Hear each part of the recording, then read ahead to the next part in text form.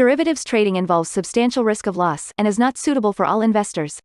Past performance is not necessarily indicative of future results.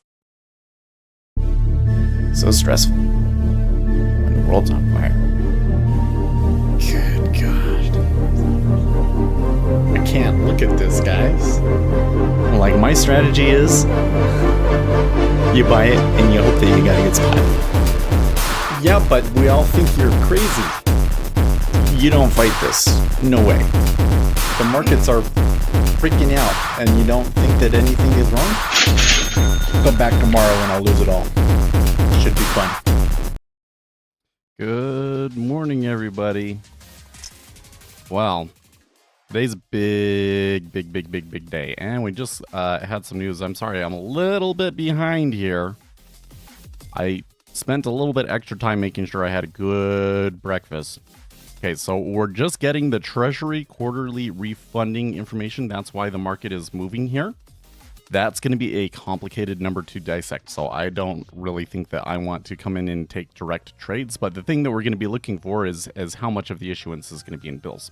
So, in the meantime, let's go and check out the charts, kind of see where we're at. When do I got this? Oh yeah, because one of you guys asked me to pull it up the other day, and I never closed it. Okay. So, took a little bit of a dive yesterday because of those employment cost numbers. But here this morning, it looks like the ADP report, we got 192K versus an expected 180. We moved up. Okay. Employment better than expected, but we moved up. All right, whatever.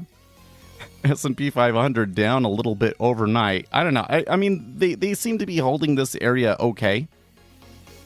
Obviously, there's a lot of waiting for some of the Federal Reserve and the economic news next week. So, we are at the bottom of the range. Not a very good thing.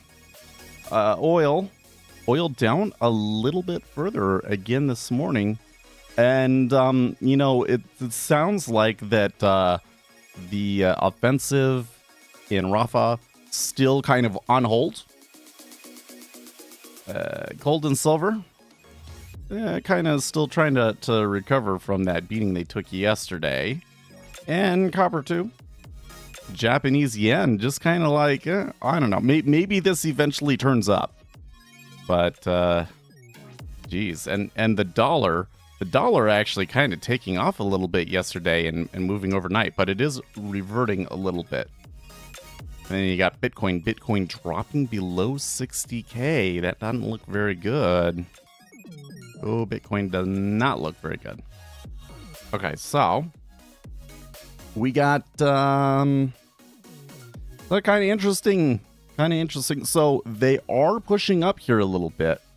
I'm not surprised that something about the refunding announcement would be considered dovish, but let's try and dig into what we get. The U.S. Treasury says it does not expect to increase nominal coupon or floating rate, no auction sizes for next several quarters. U.S. Treasury says to increase June 5-year TIPS reopening auction size by $1 billion to $21 billion. Sell $58 billion in 3-year notes, $42 billion in 10-year notes, $25 billion in 30-year bonds. Treasury intends to change regular 6-week cash management bills into benchmark bill. It's prudent to continue incremental increases in TIPS auction sizes in the May to July quarter. Keep May 10-year TIPS reopening auction size at $16 billion. Raise July 10-year TIPS by $1 billion to $19 billion. Plans to hold weekly liquidity support buybacks of up to $2 billion per operation and up to $500 million in tips. And announces the launch of a buyback program for May to July quarter. First buyback operations scheduled May 29th. Okay, so that actually is not expected. That is maybe a little bit different. So the market does seem to be reading it as dovish, but maybe not as big of a deal as last time, although perhaps some of this upside that we saw before the market opened was also them trying to front run this. because I don't know if the move up really matches the ADP news.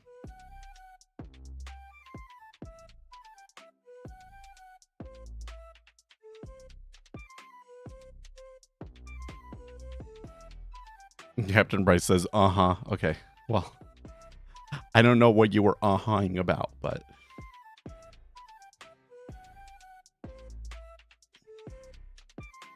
Well,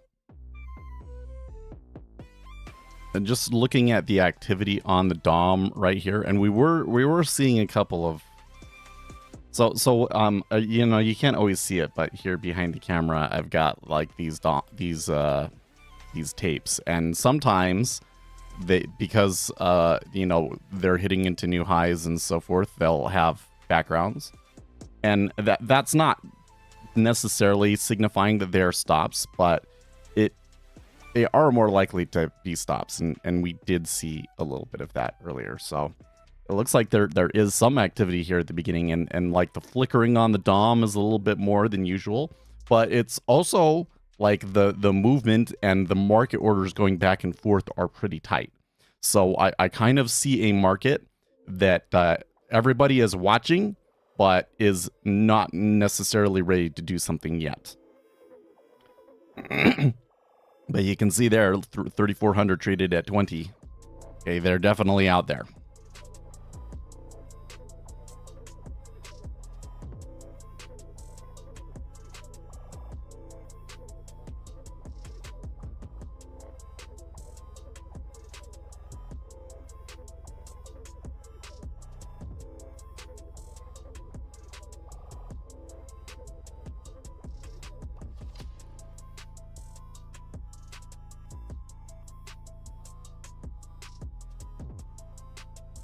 Holy crap.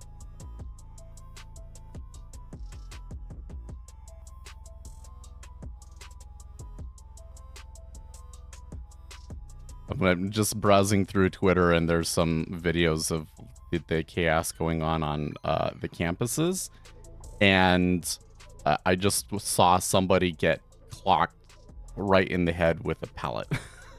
Wow. I'm not going to show it to you guys, but holy crap. What are they doing over there? Who's throwing a pallet at protesters? Good grief. You know, I'm seeing some of this stuff. Like, we need law and order on our campuses, yada, yada, yada. I would say, you know, you don't really have to be crazy about it. Obviously, you should, like, okay, if students are being kidnapped or like prevented from going to class or being harassed and things like that, like, you do have to take care of that, but you don't have to do anything. Let's not do like another Kent situation, right? That would just create sympathy for the protesters, right? Just kind of let them do their dumb thing. Nobody really agrees with them. Polling all kind of suggests that the public is not in line with the protesters. They don't agree with the protesters. So, like, don't give them any ammunition. Just kind of let it quietly die. But I'm going to bet that somebody in power does something stupid. So, we'll see. We'll see. We'll see. Another trend day for FOMC? I don't know. It's certainly, you know, if we want to have a trend day happen, we probably got one of the best starts that you could get for it. But so far, I'm not necessarily seeing evidence of like flows long. So let's come in here and write our notes.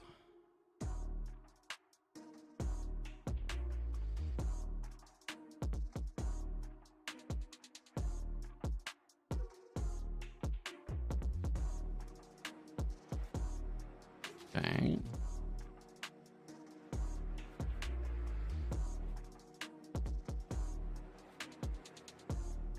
So we got ADP. And that seems to have brought buying. So I'll say that. Oops. Clicked in the wrong spot. Okay. Quarterly refunding announcement. Jolts. We got Jolts. We got ISM PMI. It's a Wednesday, so we got oil inventories. And, of course, Fed meeting today. And it's a Wednesday, so lots. Flows tend to be more trendy. That's what we'll say. Basically, you get more large meta orders executed on Wednesdays. So, yeah. I do see some reason for buying, but I see a lot of reasons for any kind of, really big players to be holding off for now.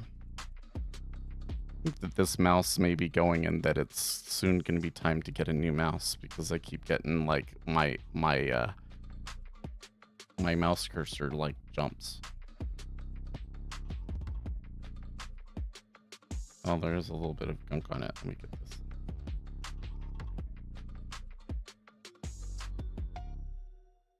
Maybe there's just something on the sensor. I don't know. They seem to be coming back to where they were before the refunding announcement, at least. So yeah, the flows that I'm seeing aren't indicative of strong meta orders coming in and flows pushing in one direction and all of that sort of stuff. What I'm seeing is like a market that's kind of on edge. A lot of people kind of watching it, a decent amount of orders on there, stacking and pulling, etc. But the actual big guys, the big fish, not biting yet. So.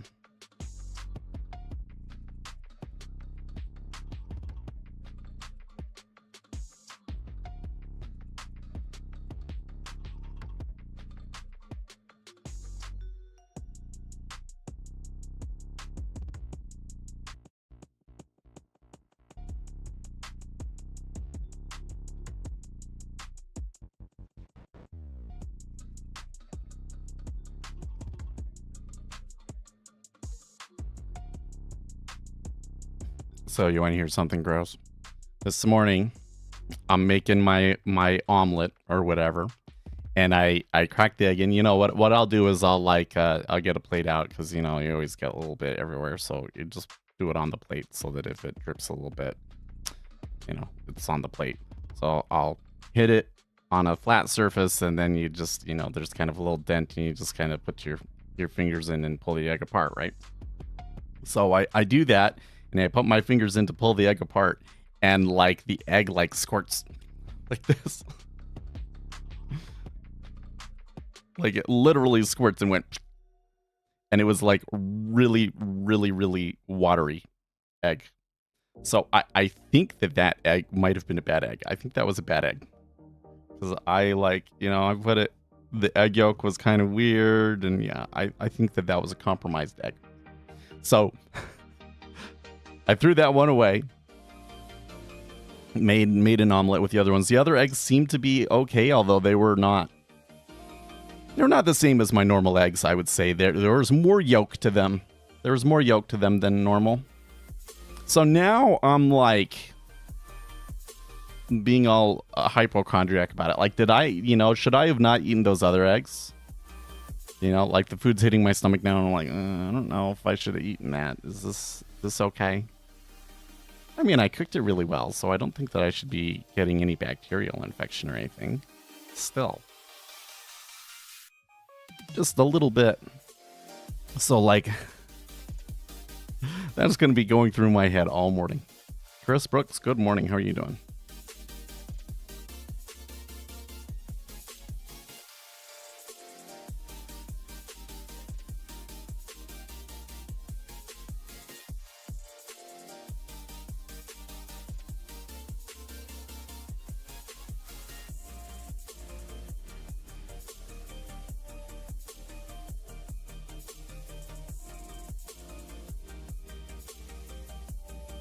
somebody came into chat and they're like, "Oh yeah, you know anything about fractals?" Well, I know this guy. He made like $60 million from it. He's gonna teach me how to do it. I'm like, okay. You're advertising, aren't you?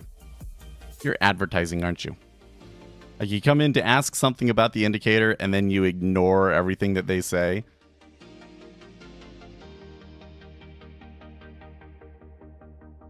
Little suspicious.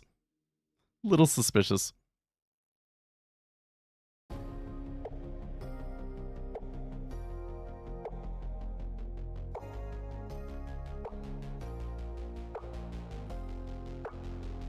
Whenever I hear fractals, fractals is, I think, the most suspicious indicator name. like if it's fractals, I'm immediately like, this is probably bullshit.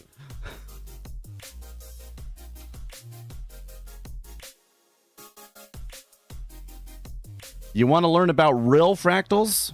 You want to learn about real fractals today? We haven't done that one in a long time. Here's what a fractal really is, okay? A fractal is a function where the input, you know, this is going to be some equation. I'm just going to put a little scribble for this equation, okay? A fractal is a function where the input of the function is the output of the previous iteration of the function. Okay, so you do, like, you start with f of 0, and you go in, and then you do the function, and then it comes out, and the answer is like 12. And so then you put 12, and you do f of 12. That's what a fractal is. And kind of a weird kind of behavior emerges from this, which is that like, we can't predict it. like you want to say, okay, so that's the f of 1, and then the second iteration is this, and the third iteration is this. What is the billionth iteration? There's no way to directly calculate that other than going through and doing a billion iterations of it and seeing what the answer comes out as. That's what makes fractals unique and interesting. So the market is a fractal, right?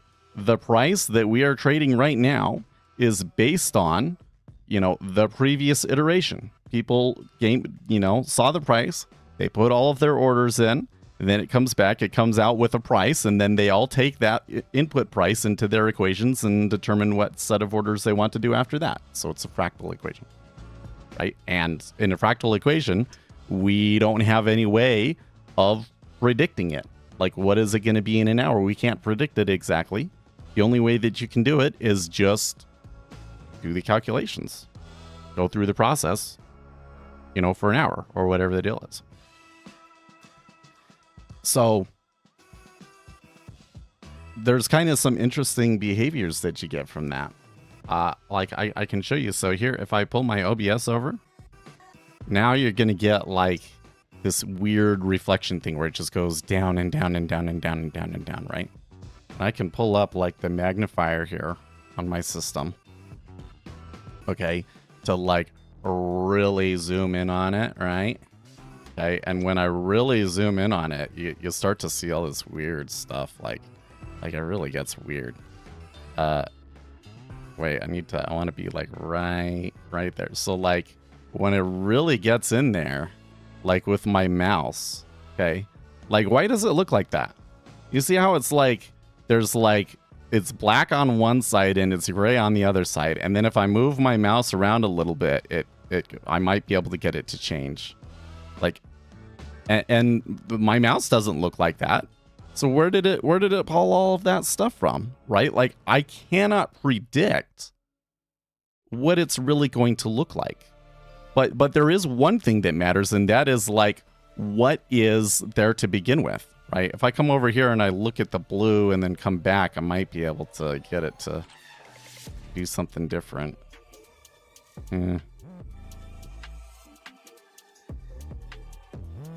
Oh, there we go. Now I got some blue on there, right? How do I do that? the only thing that I can kind of like the key point here is that like what it starts with is really important, right? The first iteration of that function is important. So in the markets, what is that? What is that? Well, that's, you know, like all of this fundamental information that we have. Here's the current economic situation, GDP, employment, PMIs, new orders, all that sort of stuff, right? And then you run the function on it, right? So I cannot necessarily predict every teeny tiny little detail about what the market is going to do, because it's kind of like, I mean, maybe there's a way to do it. Maybe there's some advanced math that we just haven't discovered, but I kind of suspect that it may just be, like, to some extent unpredictable, okay? But I can kind of say certain things based on, like, how we started out, what the base is that we had, you know?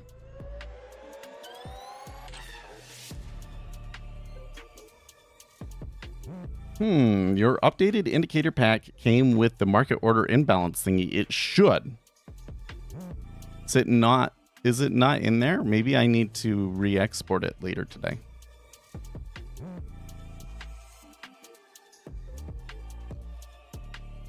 It should just be under there, speculator Seth market order imbalance. Maybe I forgot to put it in the latest version of the pack. Maybe I should just export it again. I think I need to do a couple of things, though, to export it again, so you'd have to wait until maybe tomorrow. Or I could...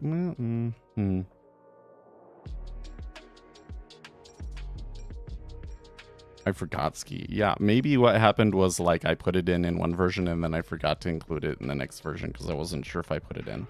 But I do want to put it in. Let me check one thing.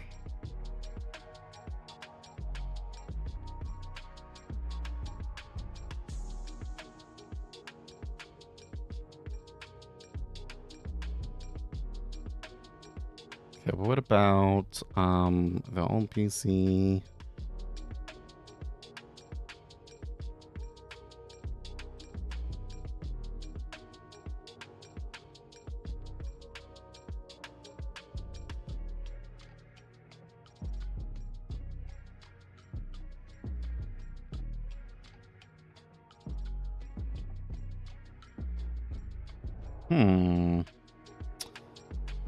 Let's see here. Let me just check something.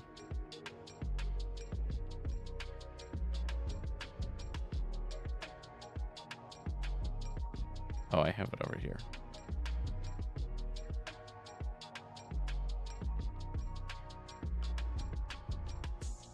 $289, $287.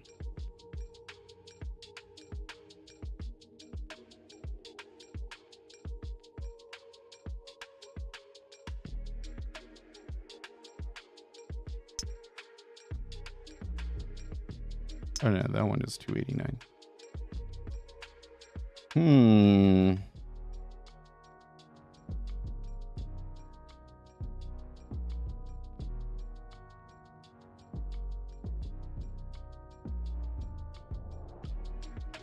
Does this perhaps give me the ones?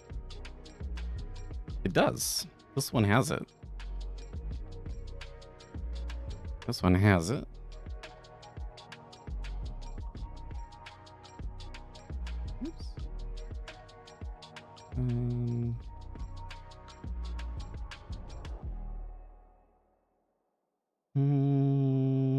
How do I want to do this?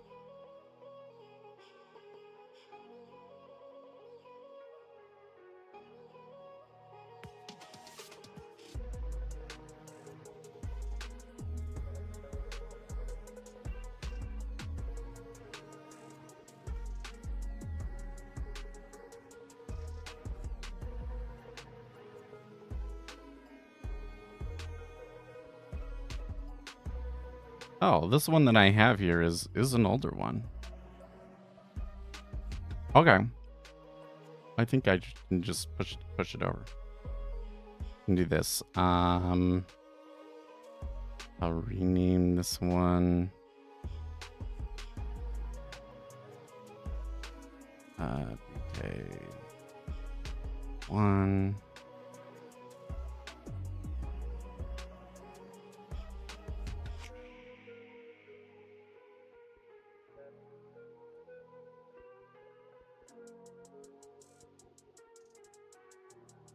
Oh, wait, that's not what I wanted. That's not what I wanted at all. Funny. Hang on, Uzi. Hang on.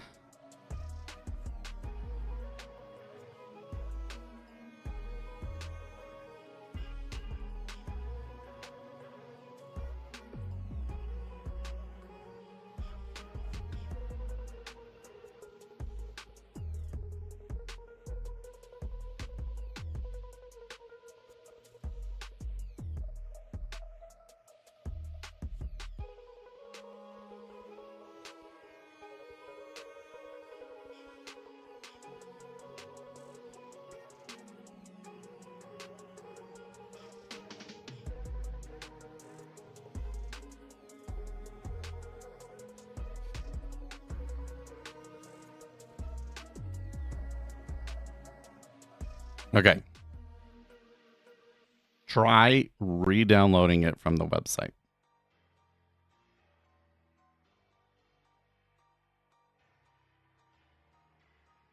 And let's come in over here.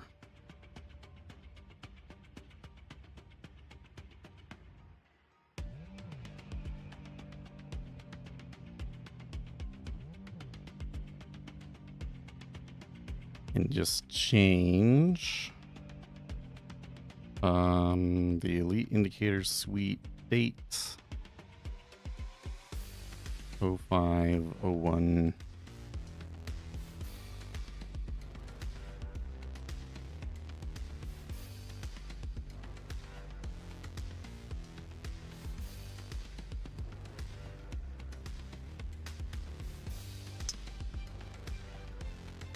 That. Okay, try that one and tell me what it does.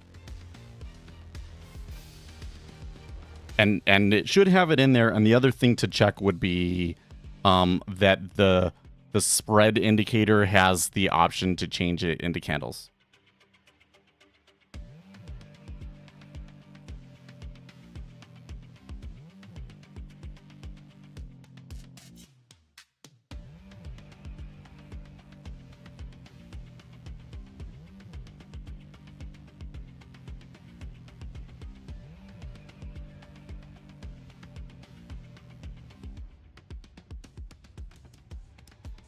What I should probably do over here.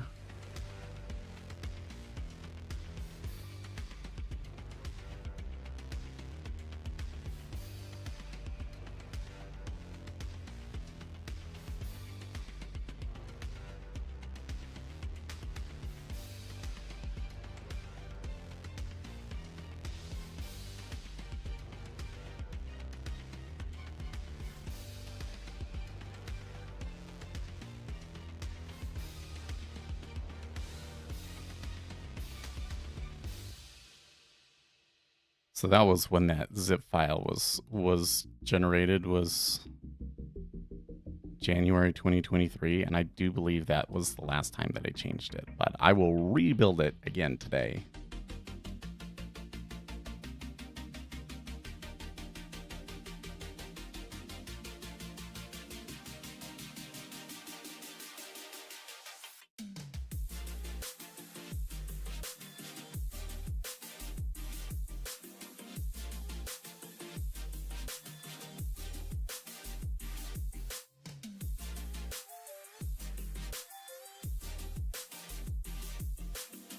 So I'm feeling my guts kind of like moving around and everything. And I'm like, oh, should I have not eaten those eggs? But I think it's just because there was no food in there to begin with. So, but it's going to be messing with my head all day, man. It's going to be messing with my head all day.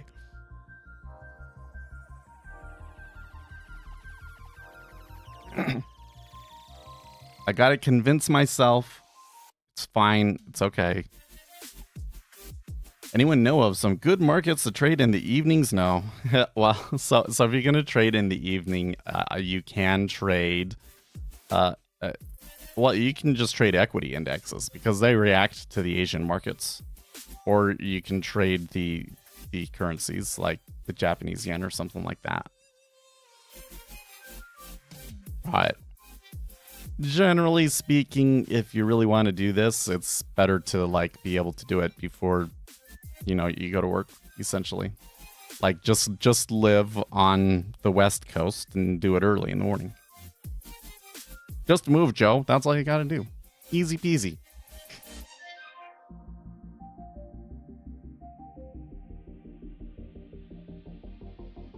There's a big fatty order there at 18.5. You think that they'll trade it? Well, 2 lots hit it and it didn't pull.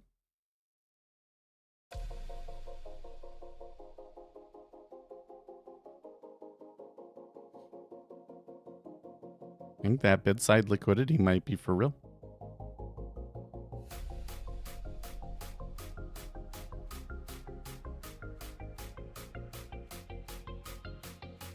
It's still not there after that?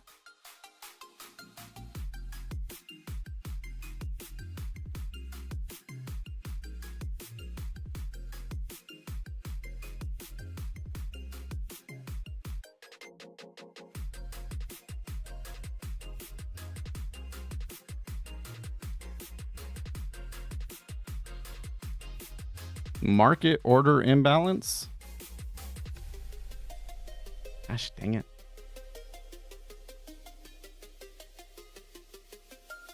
Oh, okay. You're going to send me a screenshot.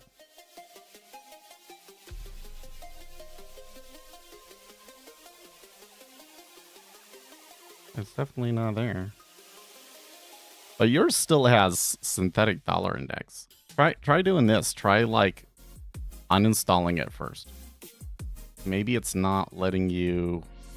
I don't know. I don't know why it would be doing that.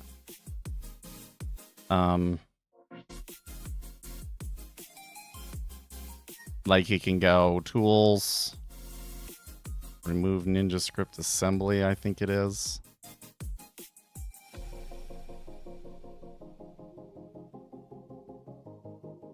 Oh, actually, I'm not 100% sure which one you want to remove. Okay, so here's something that I find that's a little frustrating, and I bet you there's probably a solution. I think that there's probably a solution, but I don't exactly know what it is. And that is that the version that I'm developing with, because I have the source code and everything else like that, you know, is different from what you get, which is packaged in a DLL and obfuscated, so that it's harder for people to try and reverse engineer it. So, I can't really come in and like remove the assembly and reinstall it and ensure that downloading. I have to go and do it on a second machine.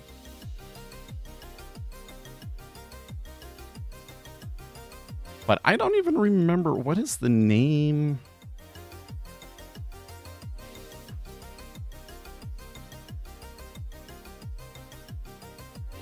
Haven't installed it on this machine. Oh, that's right. It's agile.net.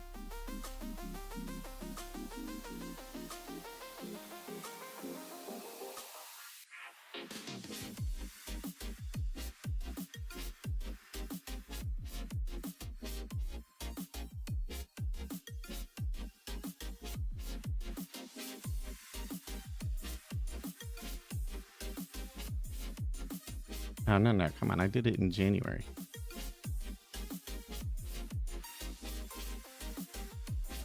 There we go.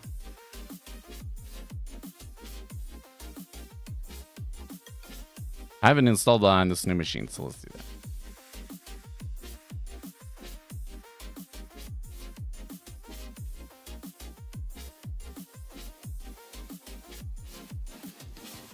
I think I kind of changed things around because let's see if I, you know, I really like this new note-taking thing because I can write notes about these sorts of things, and then there's no question. But, you know, we're talking about stuff that I did before I started the note taking, so... But one of the things that I did on my site is there was a couple of indicators that I didn't really think were ready for prime time. And so I put them into this alpha section. Yes.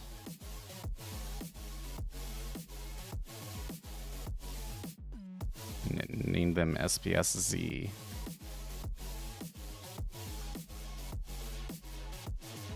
See this one, the summary rows, that one's usually not, that one shouldn't be included, right?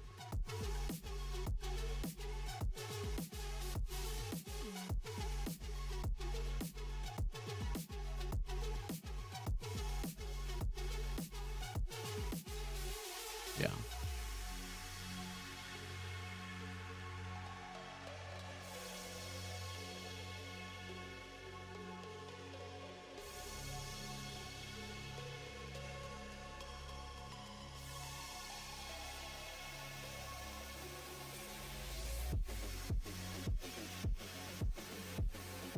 This one too.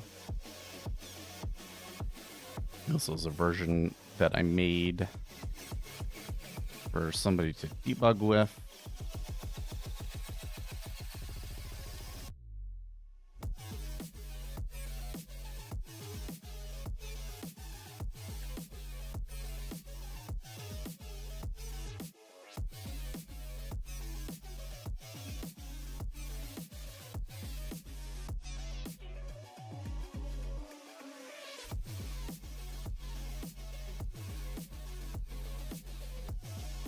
And check this thing real quick. Where we got this? Hold on.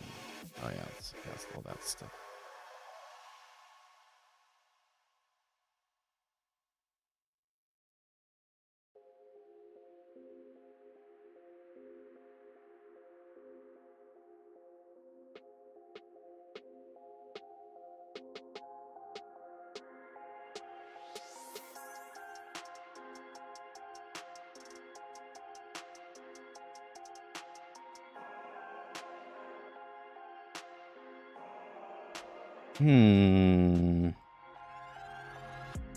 Still not there after complete uninstall and reinstall. Okay, we're gonna fix this. We're gonna fix this. Now is a good time to do it.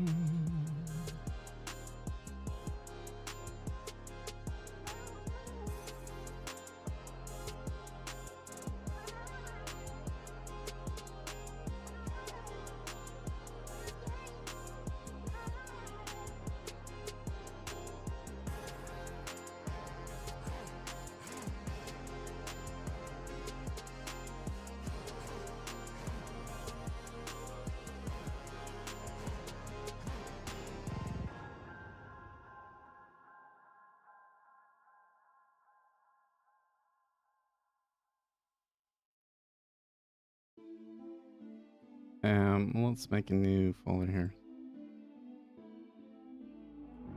There's something like this, the old candles. That shouldn't be there anymore. It should just be spread.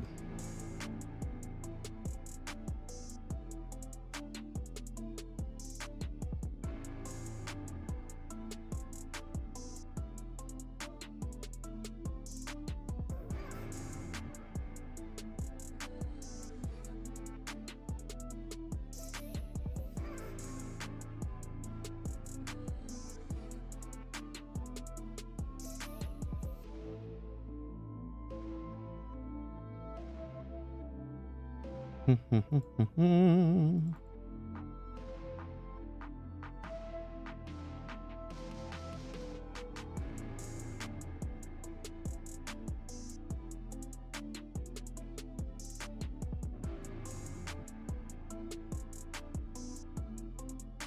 this one doesn't even have that stuff added to it. That's okay. This one. Okay. Oh, weird. Okay. Well, whatever.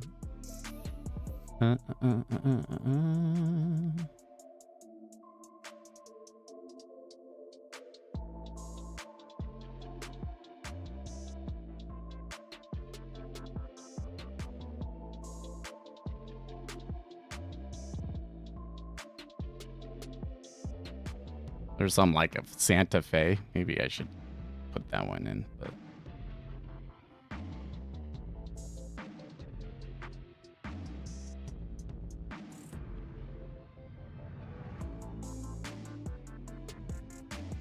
okay.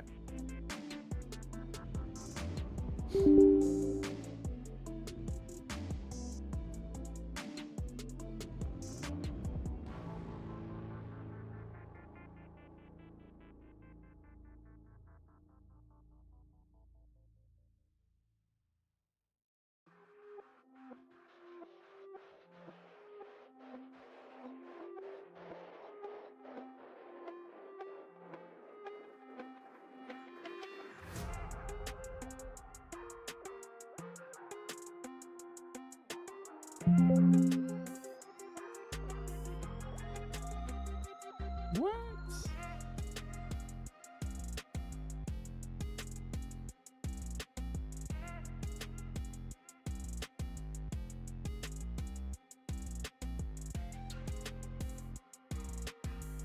Oh.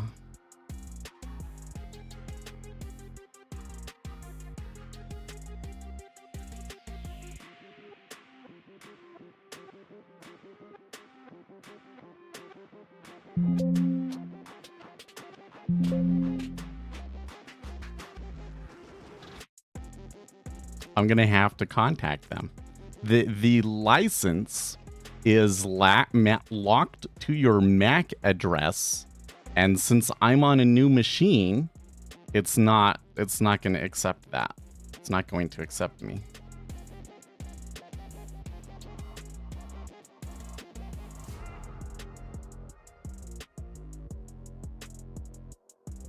That's funny.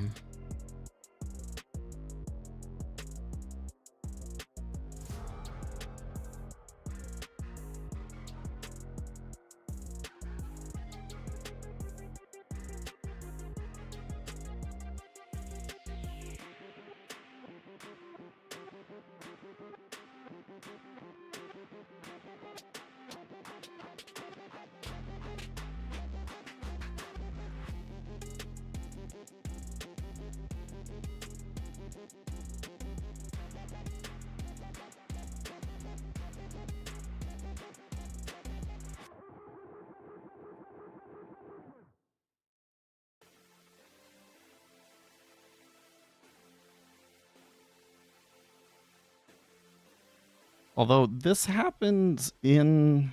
Well, that's actually a little bit odd now that I think about it. You know what I think I did is I think I updated it in January because it like auto renews, and I just never installed and used it. That must be why. I was like, how come if I bought it in January, how come I haven't used it on the new machine yet?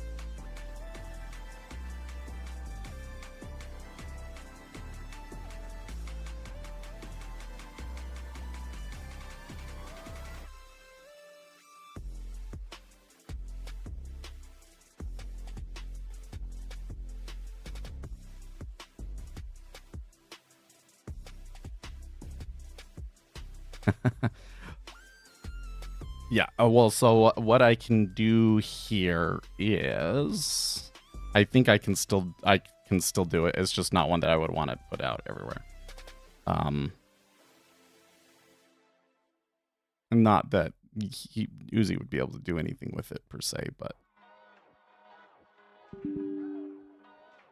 oh, looks like I have a couple of errors still.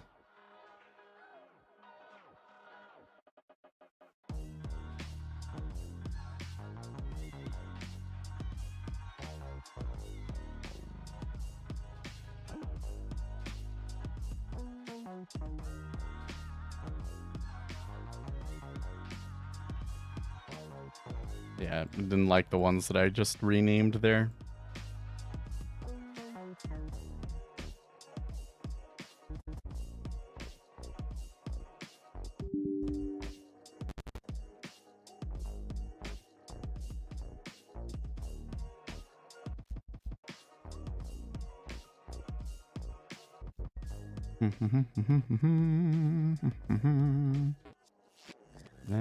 There, and then does it fix the generated code? No.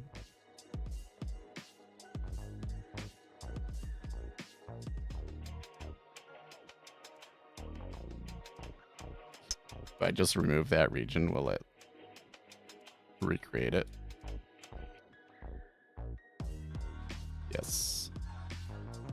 There we go. Okay.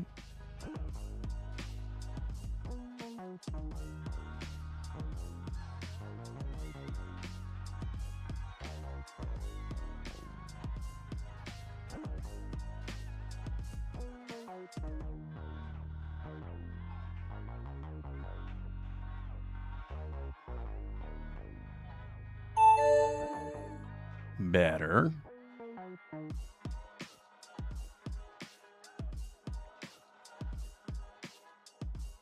Oh, did I actually accidentally send you the source code once? I don't remember that, but it probably did happen. Nah, I'll just send you. So I don't want to do one with the source code because that would be like not the right test, right? We need one that is built into a DLL because NinjaTrader handles that differently. It just won't be the obfuscated DLL, but that shouldn't matter for the test that we want to be doing here, which is why is that particular indicator not showing up. So we're going to export as a compiled assembly.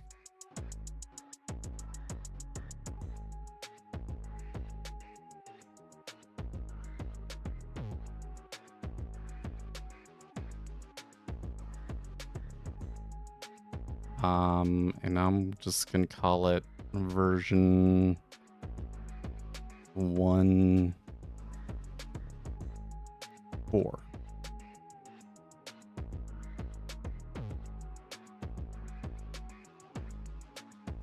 One of your closest friends is a developer? Oh, okay. By the way, in that one that I had, in this right here, does it encode some of that stuff like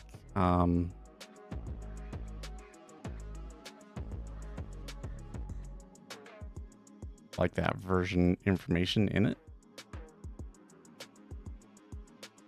Not in the CS file, maybe in the DLL.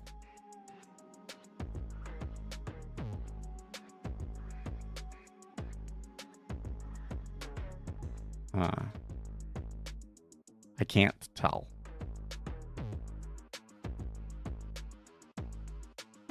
Okay. So this is like where it all kind of comes together, is that like, see, it puts the name of it, like the actual name of the binary in there, and it doesn't separate them out into folders like you have them in folders. So for me to select them correctly is kind of a little bit like weird. Right?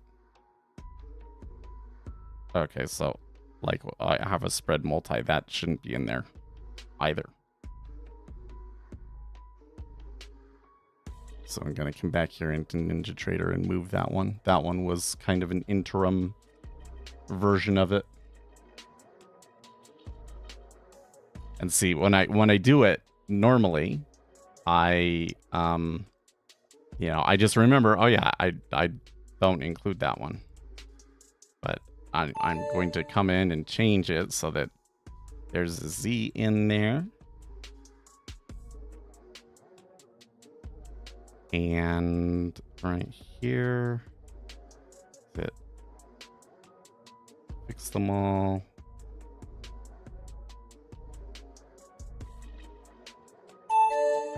Okay. Try it again.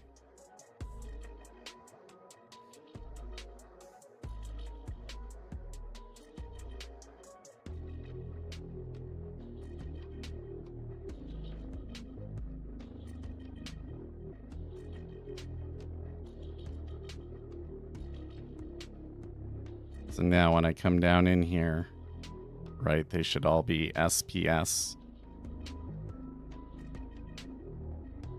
Not the SPS F ones. Those are the free ones.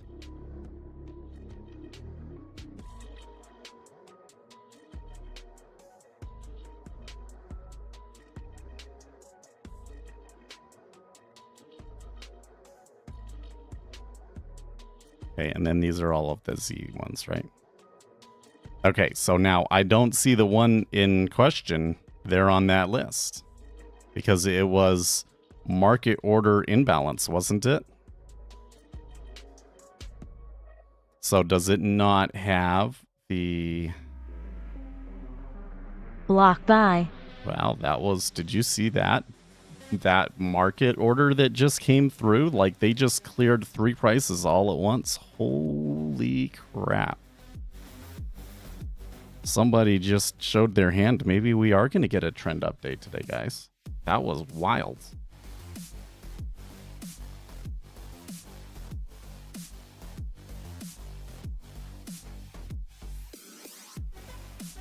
Oh, this one right here, developing point of control. That one's a free one. And it was not named correctly. Okay, so let's see what's going on here with these.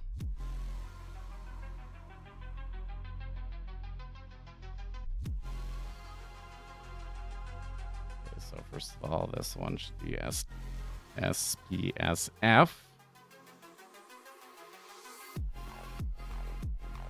Yes. And then this one, market order imbalance.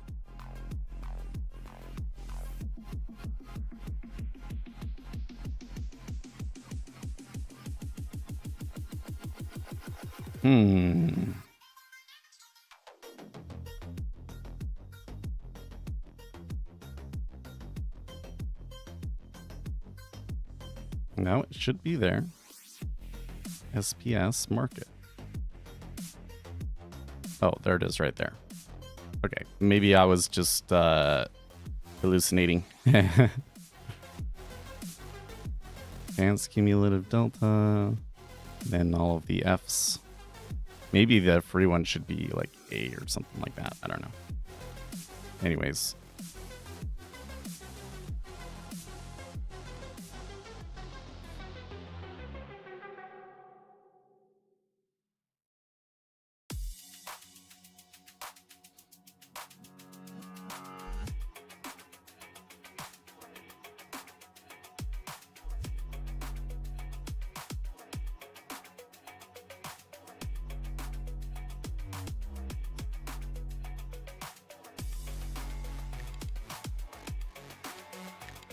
Spread cumulative delta. That's interesting.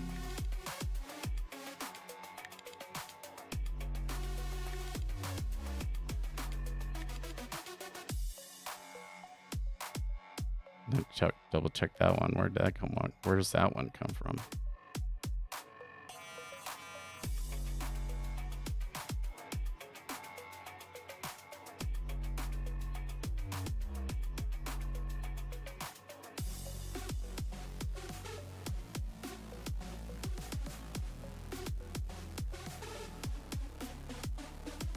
Oh, okay. It didn't have the SPS in front of it. Okay, cool.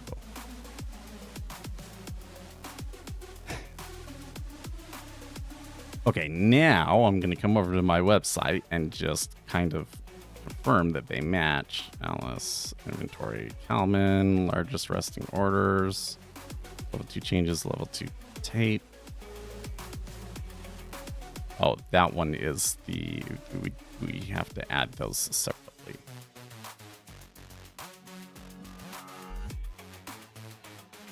We don't add those through here.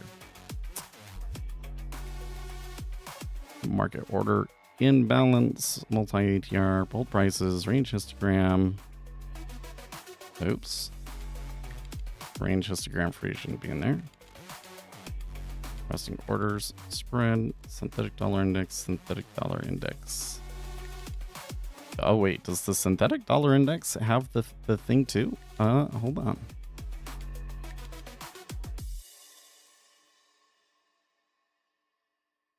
Oh, we do it this way. Indicators.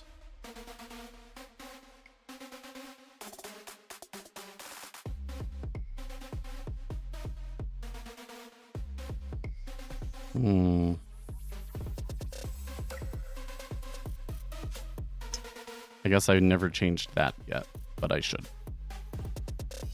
So you do need both of them in there.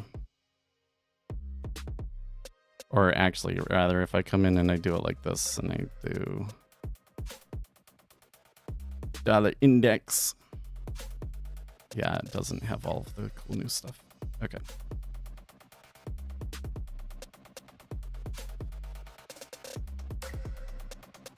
And yield curve. Okay. Export as compiled assembly. Or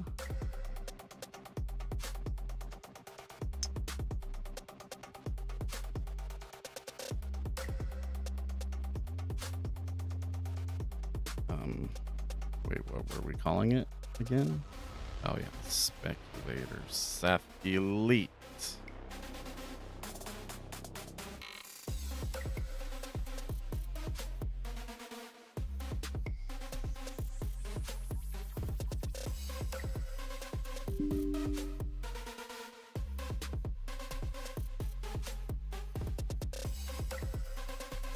Oh, oops. We don't want to protect it. Okay. Try that again.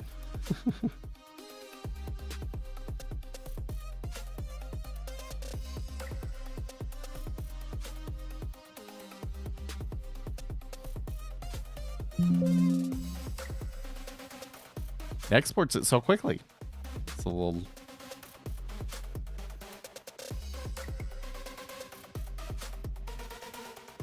Okay. Where are you, Uzi? Okay, there you are. Oh, you changed your name again.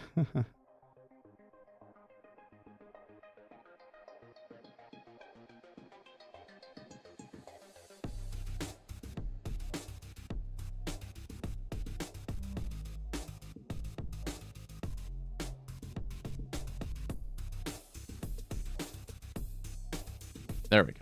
Okay. Now it should try that one, Uzi.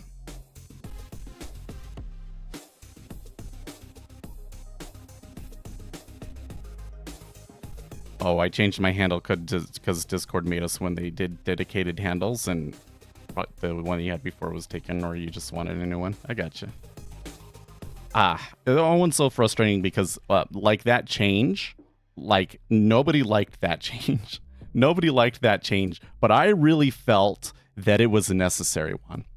And the thing is that, like, it helped, but really didn't.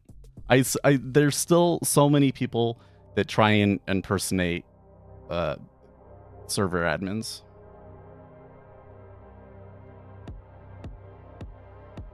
I had to change it or it would remind me for all eternity, yeah. Really what they need to do is they need to make trying to impersonate a server admin a bannable offense and have built-in things to detect and ban people from Discord for it. Because I can detect them and I can ban them from the server. And I think that my code should be able to, that they should just take my code and just use it to ban people from Discord outright. Okay, so, we were busy doing that. I don't think that I'm going to take a live trade today, but I do want to be involved in that. Now that we've kind of got all that stuff out of the way, let's see if we can play it as she goes here.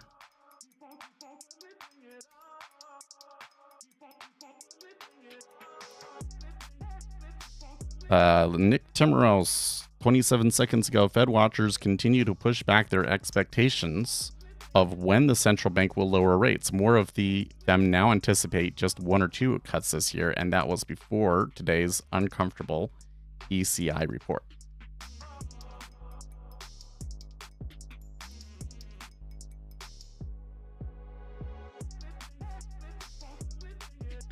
So what is ECI report?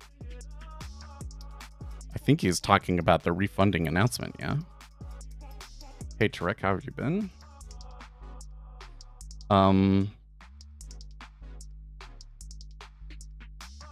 Yellow cover. It's kind of more of a blue cover. You're talking about this, right?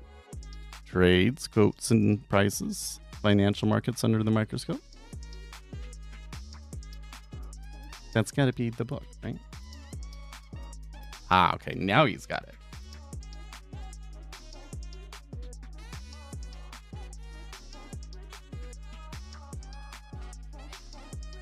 I'm going to be interesting to see what you do with it, because the signals that it gives you, at least the way that I was trying to do it, because I was putting on like a 30-second chart, I think.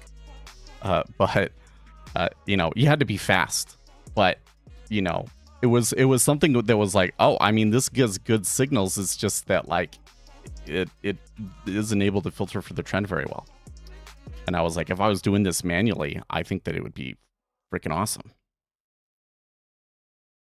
Oh, it was. Well, oh, you're just talking about Andreas Kleinau's book, probably.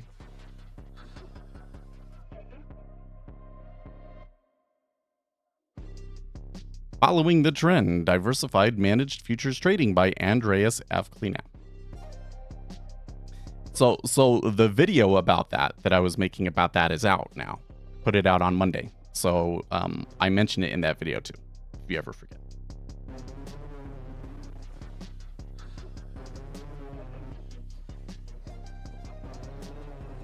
Good book. I quite enjoyed it. And he's got other books that are kind of more detailed about how to actually implement a strategy like that in code. Well, so 23 was the area where they like blasted through. Since I've kind of been able to be a little bit more involved, it's come back. I think I'll leave that up there though. Quickly go over the logic of the market order imbalance. Sure, it's basically just like a rolling window, right? So like you have normally you get cumulative delta, for instance, right? And cumulative delta is just like cumulative delta over the whole session, right? This one is a rolling window, so it's only showing you the market orders within that window that you set in the indicator settings, right? And because it's a rolling window, instead of showing you like the net cumulative delta or something like that, it shows you the percentage of orders that were buys, right? So if you get 80, if it's giving you 0.8, that means that 80% of the market orders over the last 10 minutes or whatever you set in for the period were buy orders. And if it's 20, that means that 80% of the orders were sells, right?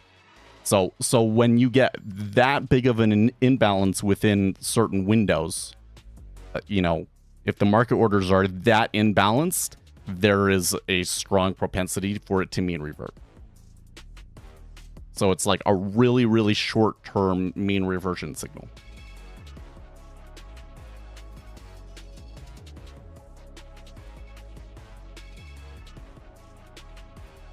Yeah. So the issue with it is that if you take the mean reversion signal every time and we're having a trend day, then you're just going to get flattened, right? So I was still trying to figure out how to get the algorithm to know when it should be taking it or not. But I kind of suspect that a human could do it pretty well.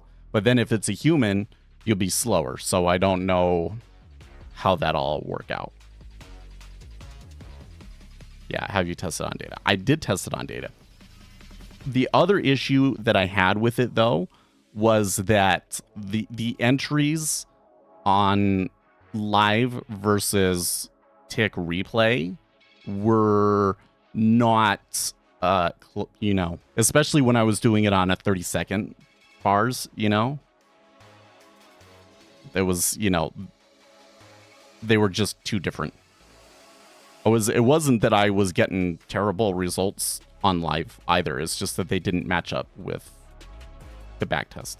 So, but you can kind of tell, like when I describe it, it's a pretty simple concept. It's kind of like, okay, that totally makes sense why that could potentially be a mean reversion signal, right? So there's totally something that I think that you guys can take and run with. I haven't talked about this one as much because it was one of those algos that, I when I was running the robots and I didn't want to say how they worked or anything like that, right?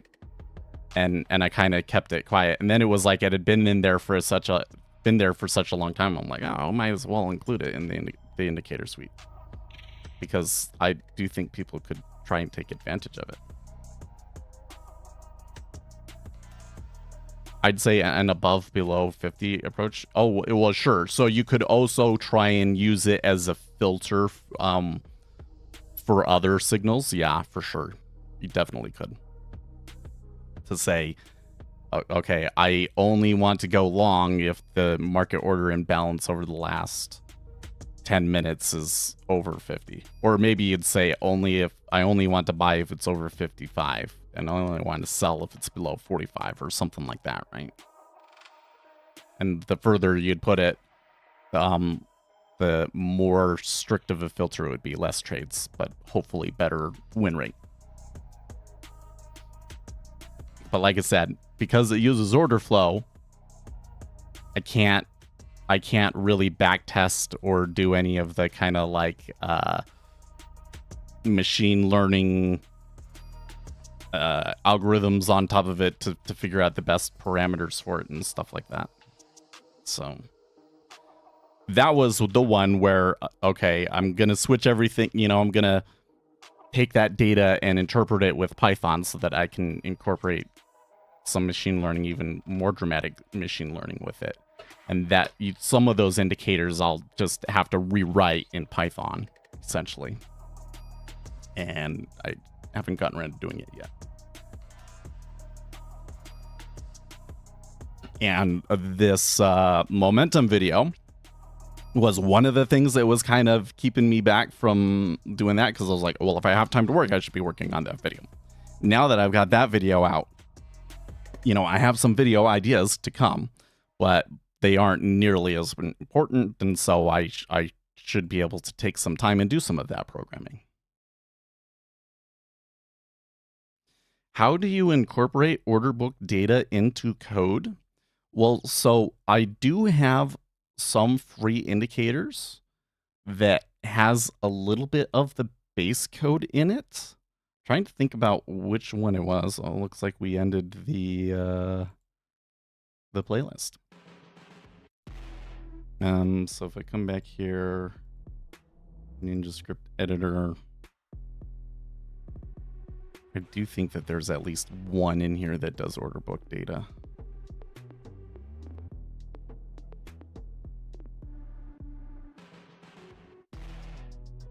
Maybe not. Oh, no, actually, I don't think I do have one. What would be a better? I mean, the Ninja Trader has an example too, but basically there is a method called on market depth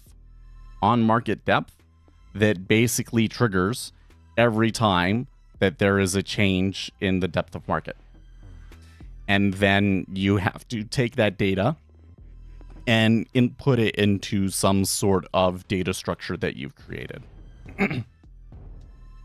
So you create some sort of a data structure that has a bucket for, all 10 of the market depth levels that you're going to show, or more than that if you've got more than that, right?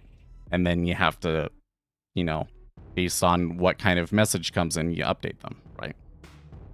Once you have that structure created, then you can start doing, then that's the advanced stuff that, my indicators do that, I'm not going to share with the public, but essentially what I'm doing is I'm doing like all sorts of statistical operations on that data structure that I've created to do things like try and filter noise out and so forth.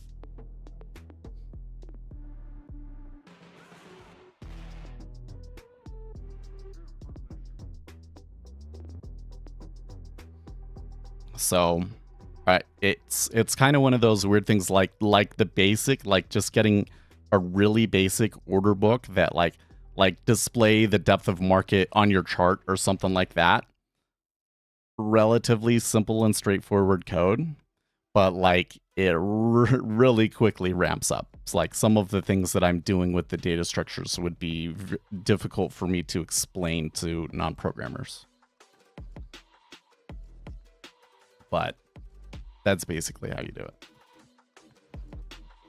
And then, it comes back to this whole thing that like, there are interesting things that you learn about it when you write the code, and you have to understand how the data actually comes to you. So, like what's the difference between market by order data versus traditional depth of market data?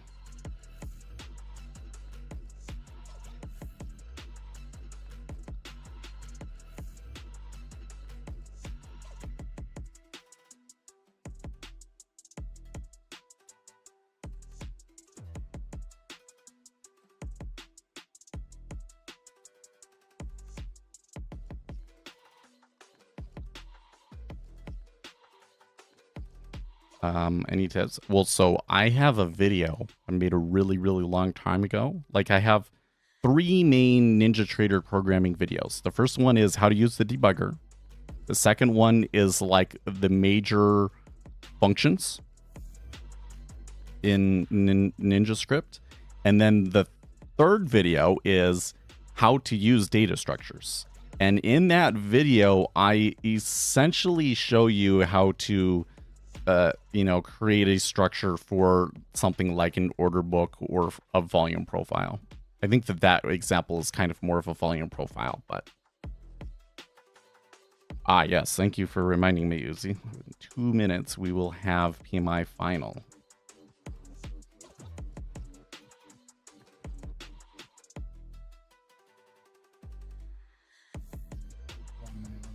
Well, I don't know. Do you think that the PMI will matter more, or the jolts? Because jolts has been a pretty big data point lately too. I should probably cancel that order though. We're not going to get up there before the news, and I don't want that to be triggering during the news. So.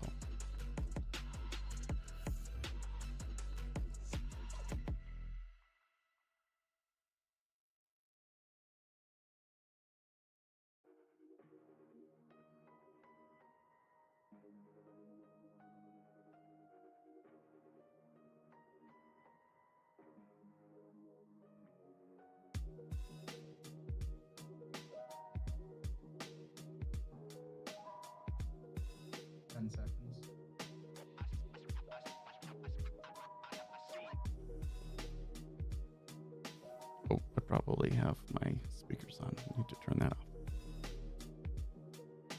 All I know is to not trade right now, yeah.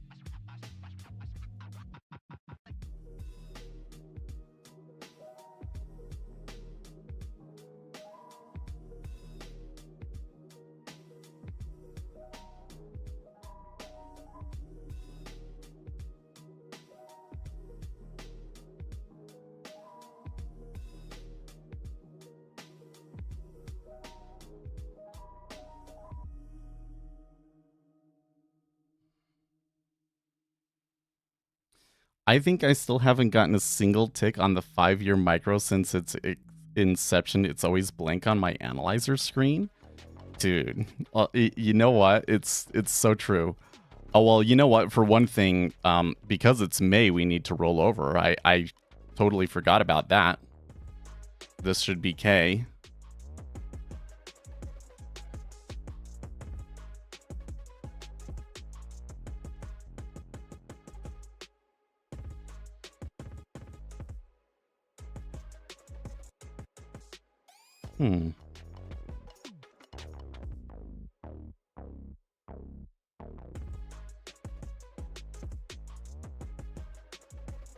My news squawk is telling me that there's appears to be a hawkish bet in the SOFRs.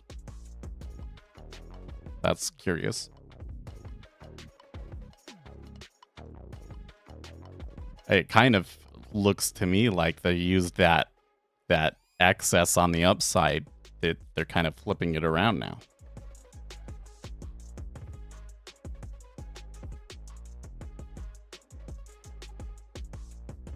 Oh yeah. Oh, I forgot about the S&P manufacturing PMI, but you're right. That was basically in line. Yeah, that one usually doesn't matter. But the one at the top of the hour, the ISM manufacturing PMI, that's an important data point. And the JOLTS. And construction spending, maybe to some extent too. Man, there is so much. And can you believe there's a Federal Reserve meeting today? I'm going to be so exhausted by the end of the day. I'm kind of like, oh, you know, I'm doing all this stuff. I'm kind of a little bit quiet. We're not getting like as much discussion today as we did like yesterday, for instance. But I'm like, you know, it's probably better that way because I can't speak all day.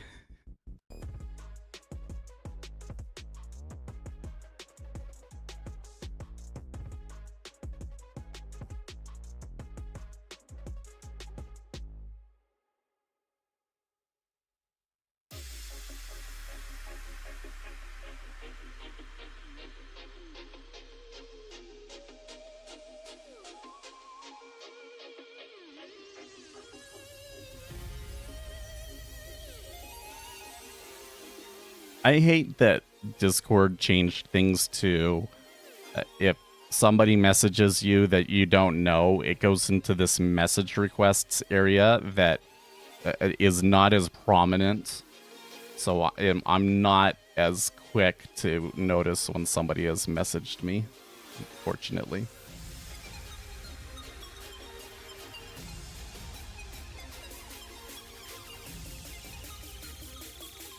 I mean, you can talk about campus protests exploding overnight, not that they mean much of anything, just losers with no lives coasting on debt to fight Mideast conflicts here. Yeah, so I think you're right. It's kind of weird. You know, I was let me read this to you. Let me go find it.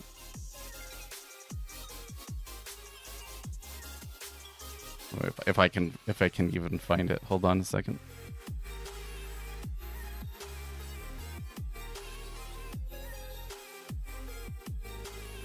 Ugh. You know what's a story that really makes me mad? I don't think I want to go into it, but middle school students who refused to compete against a trans student banned from sports. Can you believe that? That is infuriating. Oh my gosh. That one is so infuriating, I'm afraid to talk about it. Okay. Here's a story, though, that I thought was really interesting. New Harvard/Harris poll. How much have campus radicals shifted opinion on Israel? We've had nearly 7 months of radical progressives seizing campuses and now administration buildings in support of Hamas.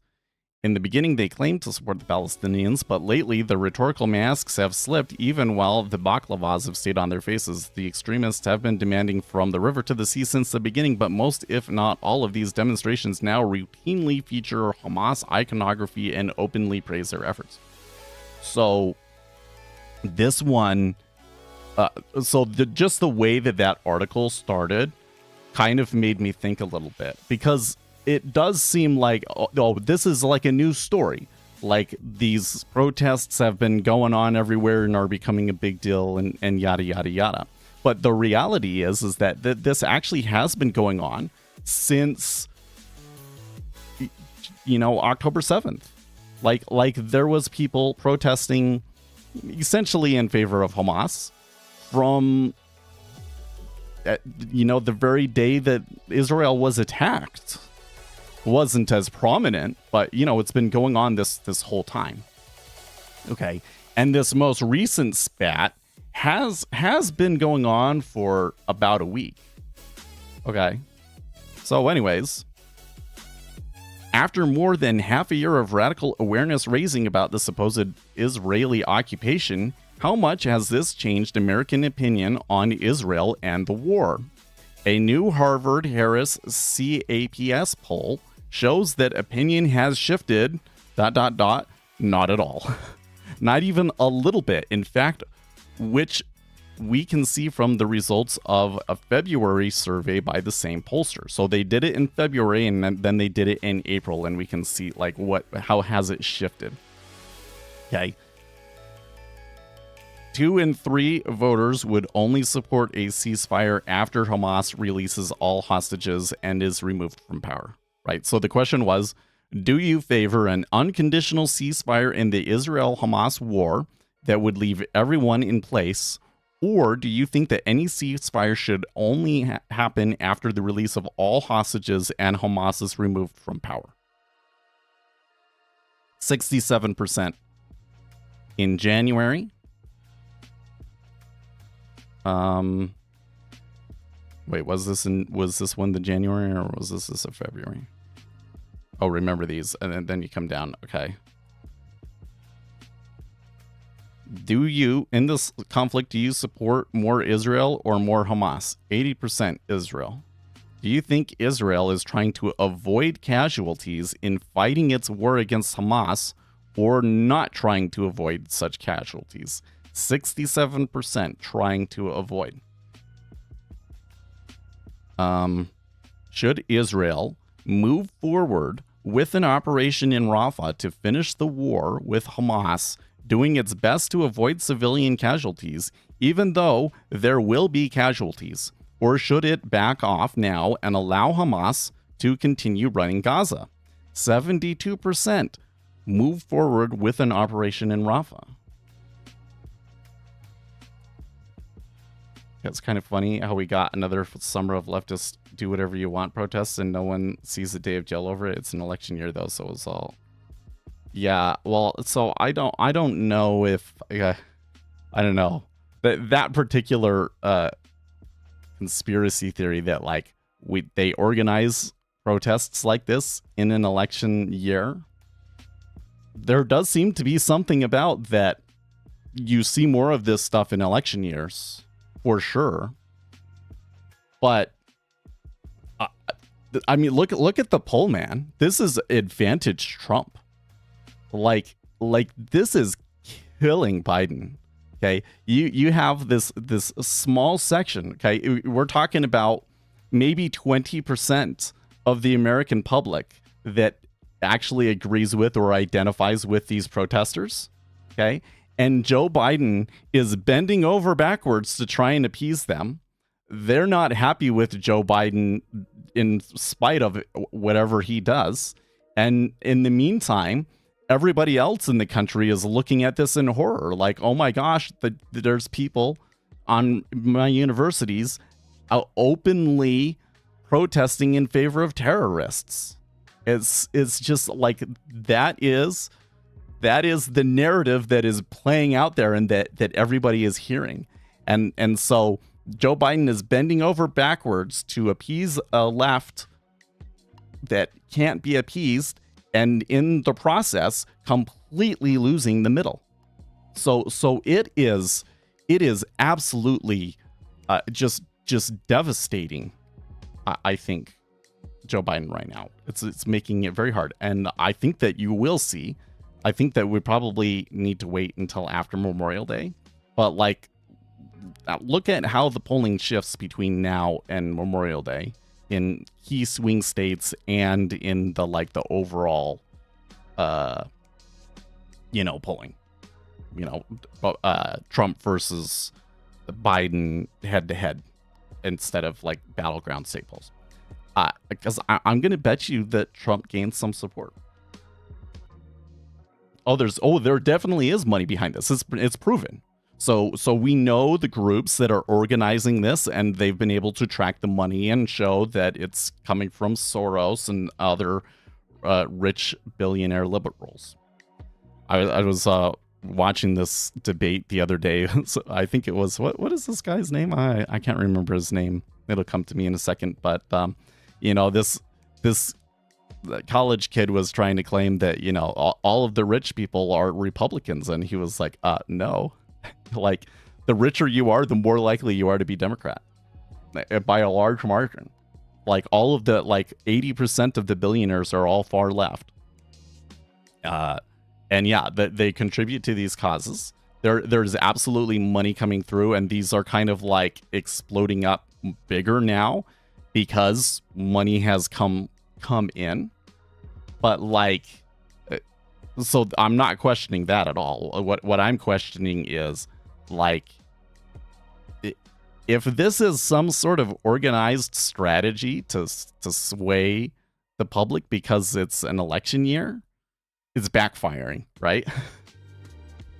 and I think that the reality is that there's certain rich people that are interested in making this a big issue, and so they came in and they made it a big issue, and I think that that's what happened this time. Because if you're a really smart and sly, pulling the strings everywhere sort of a thing, I don't think that you want to have these kinds of protests on your side in an election year. It doesn't help you. And this is the thing about it all that I just find fascinating is the amount of airplay that it's getting when Americans overwhelmingly oppose it, right? Americans are overwhelmingly opposed to the opinion of the protesters. And it's still getting all of this airplay as though it's a movement. And this is a thing that happens over and over and over and over and over and over again. It's so funny to me that the college kids don't see it. Because the college kids, one of the narratives that I see them post a lot, on TikTok and everything, is well, the reason that the establishment can't seem to do anything about these protests and why they're caught so off guard is because these are the smartest people in our society. These are all of the Ivy League educated kids, so we can't say that they're not educated. No. Let me tell you something. Wow, that was a big jump. So let's see the numbers first before I continue that thought. Jolts was slightly less than expected. PMI was slightly lower than expected. 49.2 versus 50. ISM manufacturing prices paid 60.9 versus 55.4. I think that this number is actually really bad for the treasuries, and I'm surprised that they jumped up there originally. I am going to go short on a sim account.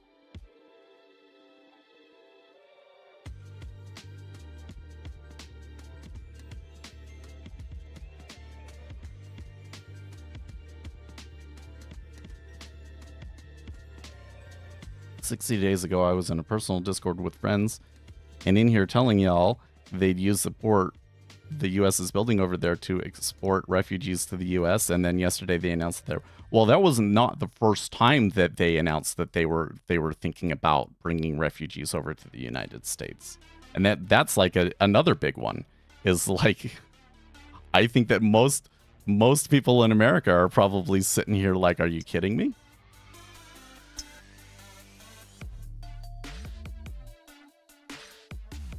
So, U.S. JOLTS job openings 8.48 versus 8.69. So that's dovish. U.S. ISM manufacturing prices 60.9 versus 55.4. So, in my view of things, the stagflation that we're getting from PMI reports is a lot more important from JOLTS, because I think that number is kind of BS anyways. Okay. But it does look to me like that the market is giving some heed to that JOLTS number. So it looks like they're going to fight it out. I'm making the bet that the stagflation is going to win out. But this is a really risky trade. And that's why it's on sim. What was I going to say? Oh yeah, so college kids are the smartest dumb people you're ever going to meet. Okay, I didn't go to an Ivy League school. I just went to my local state school, and it's in Utah, so it's pretty conservative. But like, dude, college kids are dumb. Okay, you go to college, supposedly. I don't know if this is actually the case anymore, but you go to college or university to learn how to think independently. That doesn't mean that you're already good at it, okay? You're there because you're not good at it, okay? You're there because, like, at that age, the ages between, I would say 18 and 26 is where your brain is only just now developing those abilities. And so you are now practicing using that and looking at the world and trying to interpret the world and try and think for yourself, okay?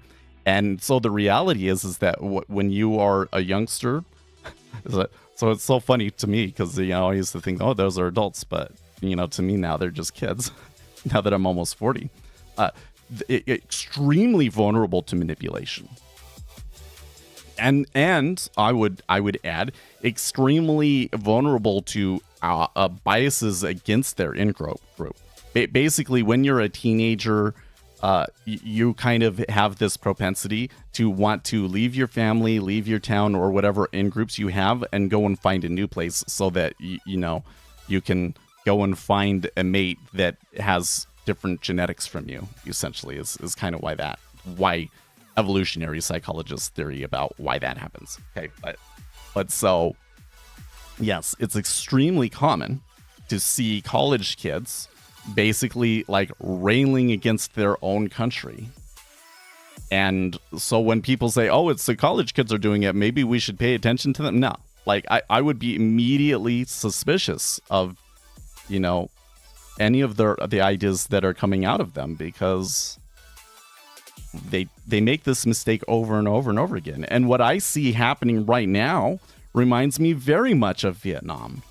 I think that the society and the media has kind of deceived the public about how Vietnam went down.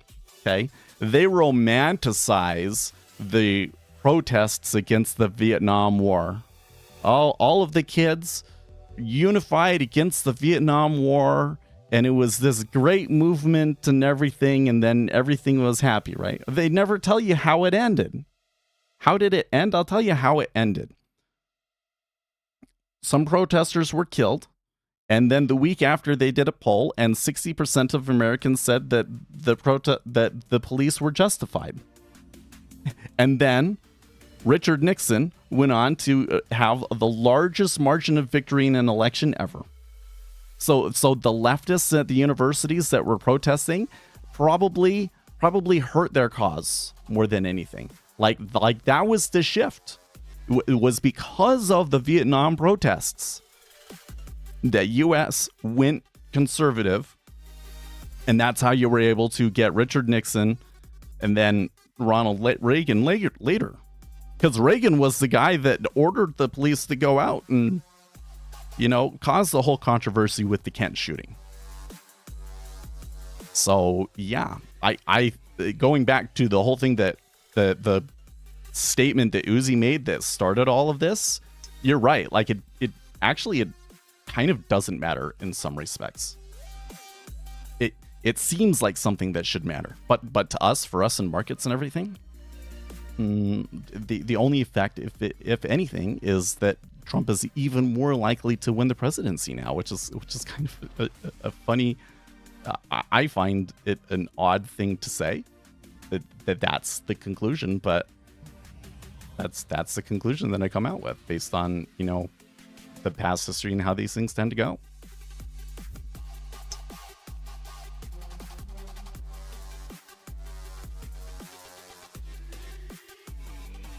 Okay, well, they're not coming back down and testing the downside again yet.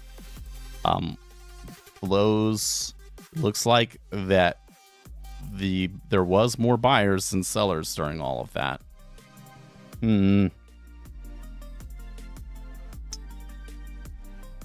So the backdrop that we have today is really incredibly interesting because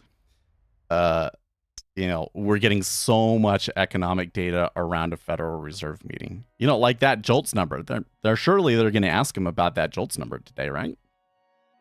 What do you think that Powell will say about the JOLTS number? I hope that if they ask him about the JOLTS number today, that he says, I'm not so sure that the JOLTS number really tells us anything. I kind of think that there's too much of that data has to be made up, that it's probably not a very good indicator. That's what I think, but I don't think that the JOLTS job openings declining really says a whole lot about where interest rates are going to go. But some algorithm out there seems to think that it does. So I hope that they get crushed. Let's see. Let's see what happens.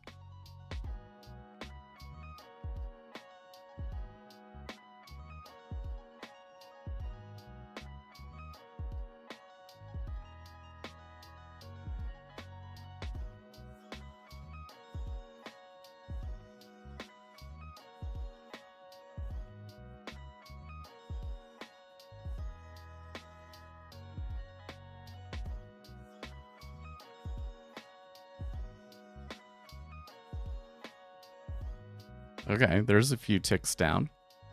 It's looking better. Now going back into the thing that last thing that you brought up, I guess I should say something about that too. Like the idea of bringing Palestinian refugees over to the United States. I mean, they're talking about, like, they're floating the trial. That looks to me like a trial balloon. I think that's extremely unlikely to happen. I think they're going to float that trial balloon, and they're going to see how bad it is and forget about that idea. Is my guess.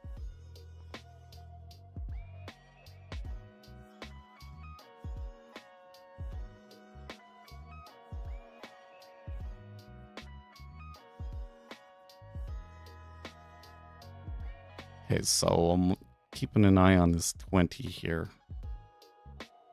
Kind of looks like a price they seem to care about. We'll recenter.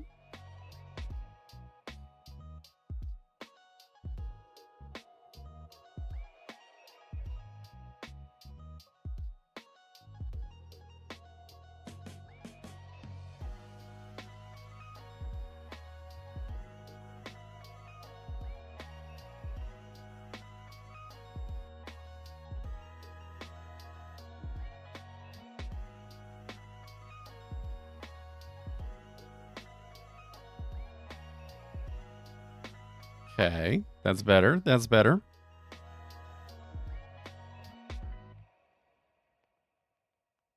Well, I'm gonna be awfully ecstatic if this one works out, because it fought it really hard, but I do kind of feel like there was an opportunity here for take advantage of the market kind of misreading all of that, I think.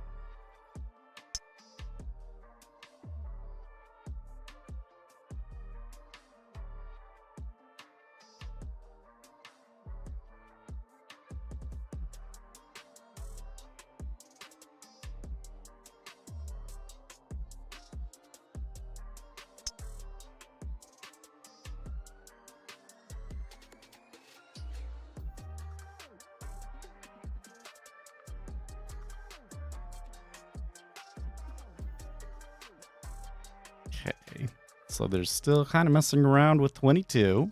A little bit of a liquidity hole there, it seems.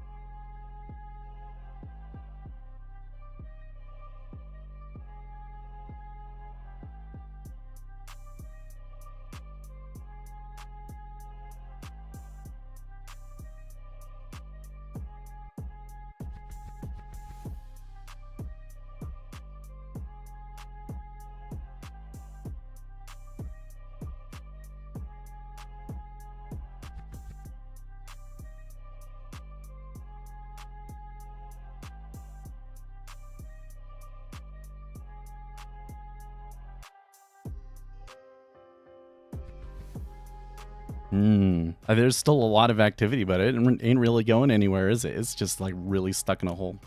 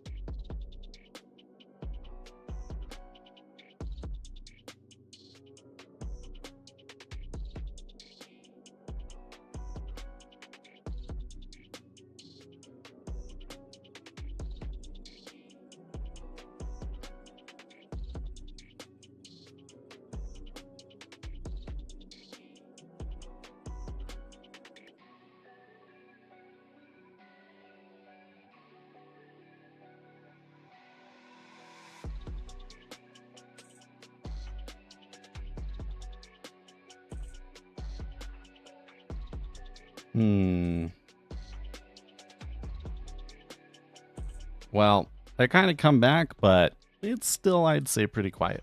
So I may just end up scratching this. I think we'll hold it until like 8:45, but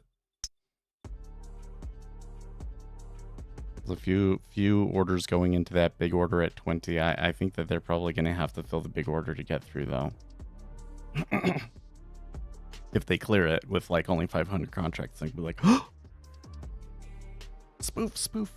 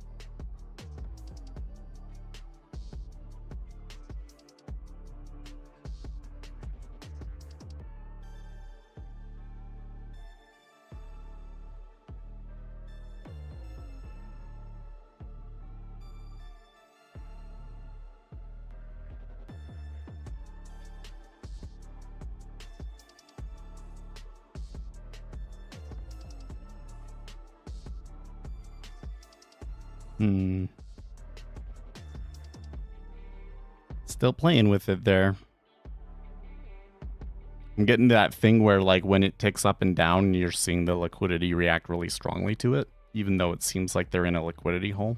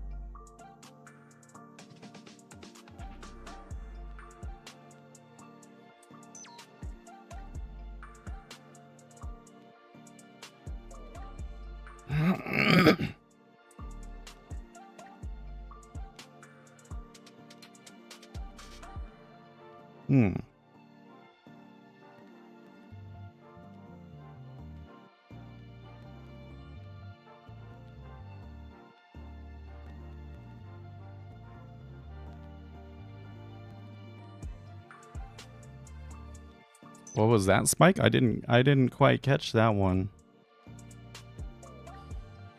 We are about to get oil numbers. I guess there was a little bit of volatility in the ES, but I think that that's probably endogenous. The treasuries are still just kind of chilling there at like 20.5, so it kind of looks to me like you've just got a market that's a little bit touchy today, because there's a lot of economic news being released before Federal Reserve meetings, so this is just a lot for people to digest, right? Right, we're being fed with a fire hydrant right now.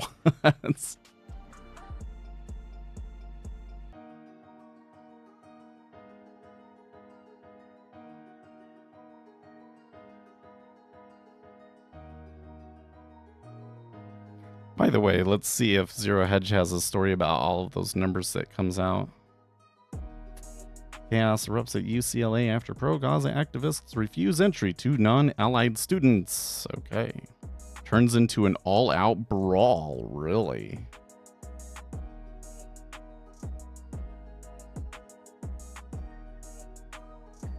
Oil could affect us here. It looks like oil is getting creamed, and as a result, the treasuries are rising a little bit.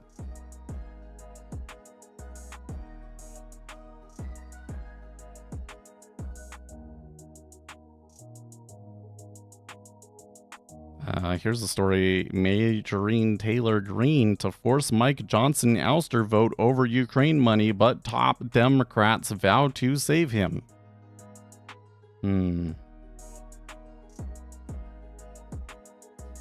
Okay. Having already revealed its borrowing estimates for quarter 2 and quarter 3 on Monday, where we learned what the Treasury expects to sell, blah, blah, blah, blah, blah, blah, blah, blah, blah. Moments ago, the Treasury published the balance of its quarterly refunding announcement, where there were also no surprises as Janet Yellen left the quarterly issuance of longer debt unchanged on Wednesday as widely expected, while repeating what it said last quarter, namely that based on current projected borrowing needs, Treasury does not anticipate needing to increase nominal coupon or FRN auction sizes, at least for the next several quarters. Finally, the Treasury announced that its first program to buy back existing securities in more than 2 decades will kick off this month, with the first operation intended for May 29th, and also unveiled that 6-week cash management bills will be converted into a regular benchmark bill.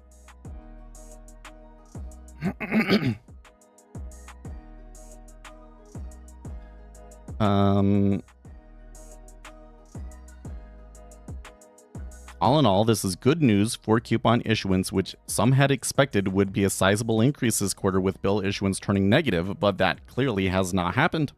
And speaking of bills, the Treasury said that given current fiscal forecasts, it expects to increase the 4, 6, and 8-week bill auction sizes in the coming days to ensure sufficient liquidity to meet our 1-week cash needs around the end of May, just as we said it would to take advantage of the recent bump in the reverse repo facility.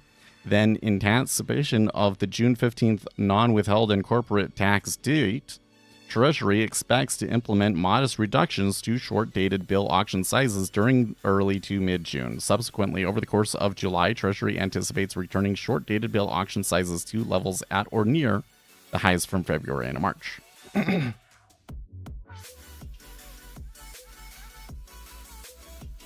There were 2 notable surprises: the introduction of the 6-week bill benchmark and the launch of widely expected Treasury buybacks.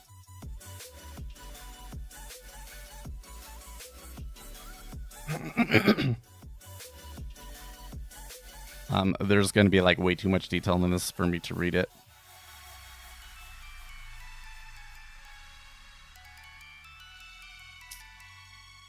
Until then, yields are dumping, and thanks to the far more dovish than some had expected quarterly refunding, yields are back down to 4.64 from 4.69 and had erased almost the entire move following yesterday's red-hot employment cost index. And now we wait for the Fed to announce that it is tapering the taper, sending yields tumbling even further. That may be the case. Well, there's still kind of being difficult. I think I'm going to puke here.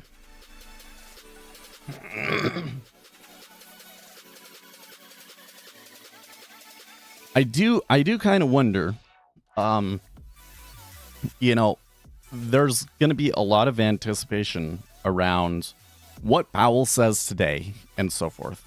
But one of the big things is going to be about, like, do they taper? And that may actually end up mattering more than anything else. And I think I am still kind of leaning on that yields will decline a little bit from here, at least temporarily, after the Federal Reserve meeting.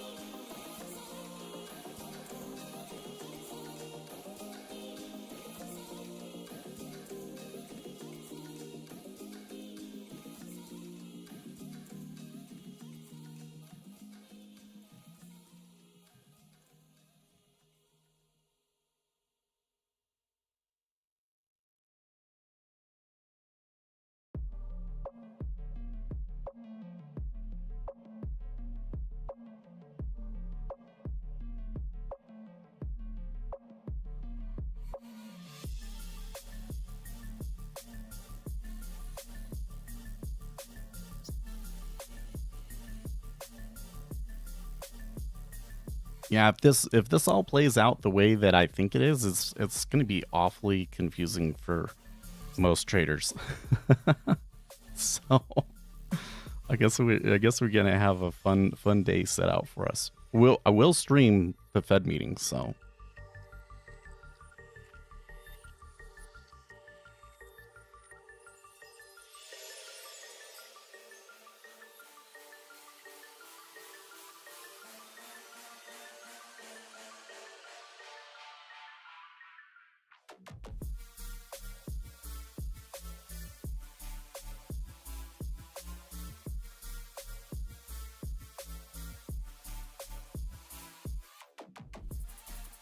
Follow FX while I remember you from yesterday.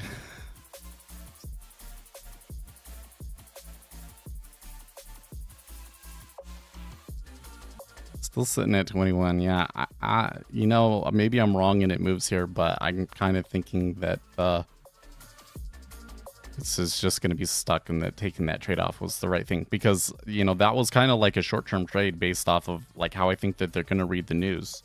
I would think that they would have made that push the downside before now, and they didn't, and they're too reluctant to hit that 20, so I kind of wonder, some of the stuff about the treasury issuance and people expecting the taper, that might be dovish, and you don't want to be caught against that, so it doesn't make sense to really hold out the trade for a really, really long time.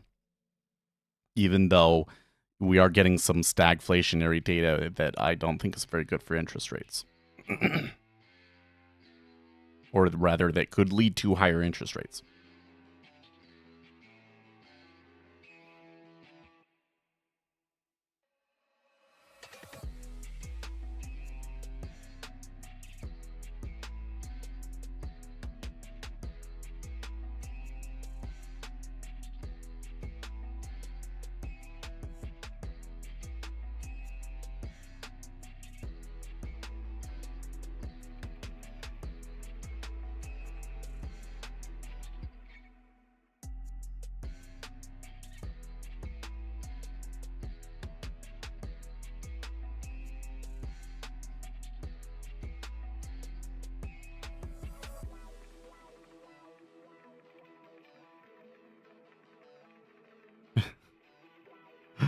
Dude, you gotta be kidding me about some of this stuff. Someone reading this zero hedge story about UCLA.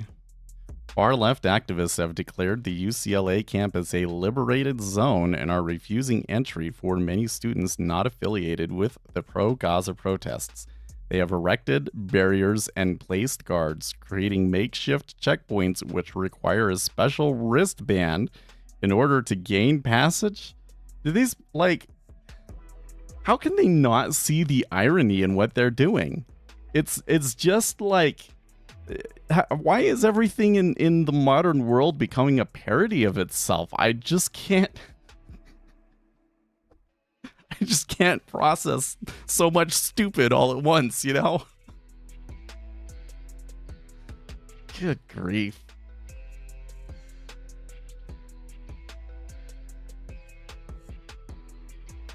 Maybe that explains why kids were throwing pallets at each other and stuff.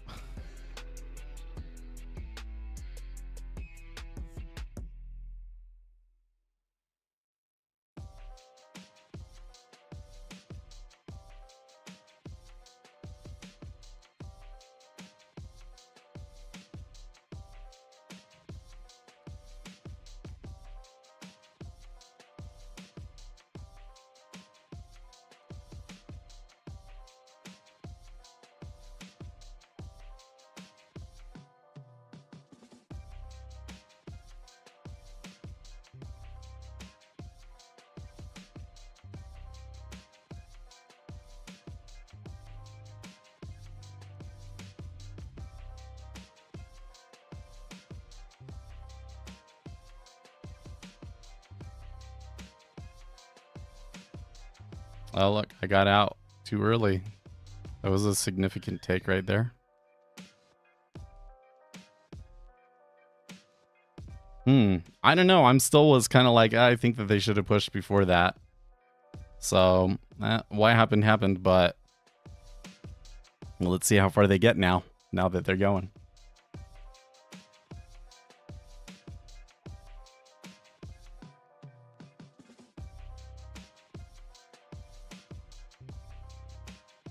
Kind of makes me wonder, because I'm kind of sitting here now thinking like, maybe I get an opportunity to, you know, sell this at a high rate.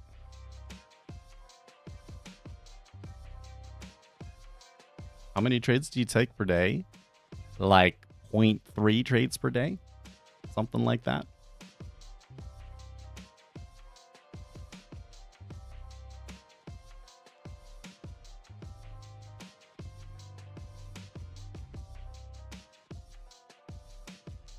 Telling you, it's good to be selective. The issue is not that there's opportunity. There's plenty of opportunity. The question is, which opportunity do you take? You have 100 choices and you can only do 1 or 2 of them. Which ones are you going to choose? That's the real issue that we deal with. You have to have a mind that thinks about abundance. Okay, like if you don't have abundance, then you just take everything that's given to you, right? But once you get into an abundance mindset, you kind of have to figure out, I have all of these opportunities. How do I filter things so that I only take the best opportunities?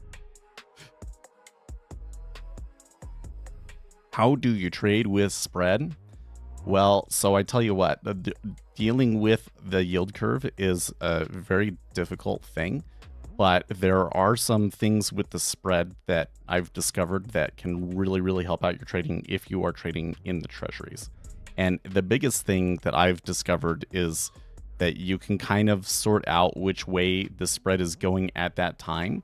And it can help you interpret the order flow a little bit more accurately, because some of the flows that you're seeing, you might see buying in one instrument and think that that means that we're going to go up. And then we go down, and actually it turns out that that was because of the spread, and you were on the wrong side of the spread. So how do I deal with this? Here's the trick.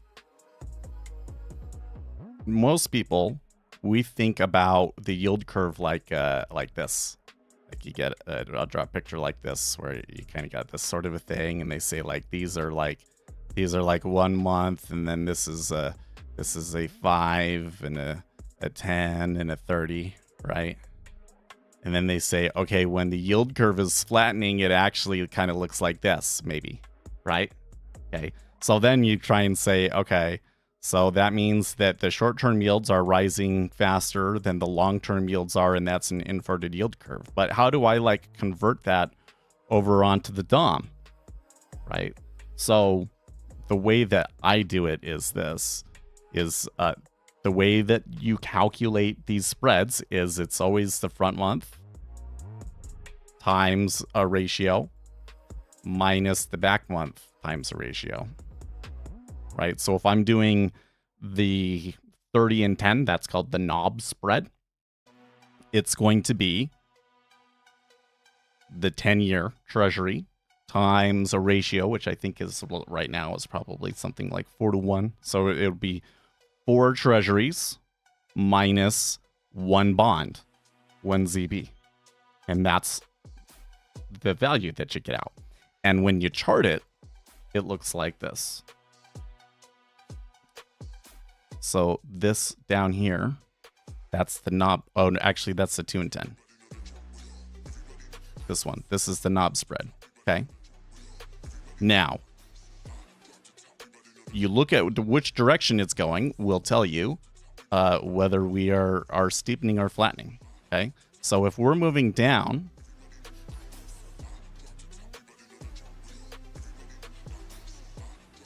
yeah, my pen's not working correctly this morning. Maybe I need to restart it.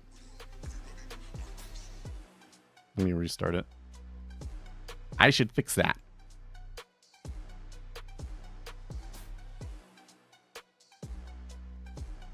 It's not overriding these other applications when they want to take control. Okay. So if the if it's going down like this, that means flat. Okay. If the spread is going down, that's flattening. If the spread is going up, that's steepening. Okay. Up is steep, down is flat. Okay. That's all you got to remember. Up is steep, down is flat. Okay. So when I come and I look at this chart, if it's going down, that means we're flat. We're flattening. Okay. So flattening means that the short-term rate is going down faster. So when I come back over to here, that means I have things set up so that it does the same thing. Down. Okay. So if it's going down, that means they're selling the 5-year harder than they are the 30-year. Right? And if it's steeper, it's going to be the opposite way. Okay. So you're going to sell this one, you're going to sell this one, and you're going to buy this one. So if we're all moving down and I see really strong market buying right here in the ZB, but I know that we're flattening right now, I have to discount that volume. I have to say, oh, that buying is probably because of the spread, and I kind of have to, I have to discount that against everything else that I'm seeing. Makes sense? Now, there are also some heuristics. These I'm going to explain to you. They're a little bit dangerous, though, because these are like super broad rules. I don't want you to read too much into them, okay? But if we come over to like our volume profile here, okay, and I have the spread up, right? Okay. Something you'll notice is that when the treasuries get hammered, which is to say when things are hawkish,